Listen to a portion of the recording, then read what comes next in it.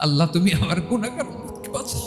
বিশ্বনবী পাগলের মতো একবার হাউজে কাউসারে যাবেন, একবার সিরাতে যাবেন, একবার পুলসিরাতের দিকে, একবার হাউজে কাউসারের দিকে পাগলের মতো দৌড়াতে থাকবেন। তার কোনো গুনাহগার উম্মত যাতে জাহান্নামে ঢুকে না যায়, সেদিন কেউ সুপারিশ করতে পারবে না বিশ্বনবী ছাড়া। কিয়ামতের ময়দানে ওই বিভীষিকাময় সময়ে মুসিবতের কালে মানুষগুলো পাগল হয়ে বিশ্বনবীকে খুঁজতে আরম্ভ করবে। সবাই মিলে বিশ্বনবীর কাছে যে বলবে, ইয়া রাহমাতাল লিল আলামিন, ইয়া খাতামান নবীন, রাহমাতাল লিল আলামিন। দেখেন আমাদের কি অবস্থা, কি কঠিন বিপদে আমরা আছি, দাঁড়াতে পারি না, সূর্যের আলোতে ঘেমে হয়রান।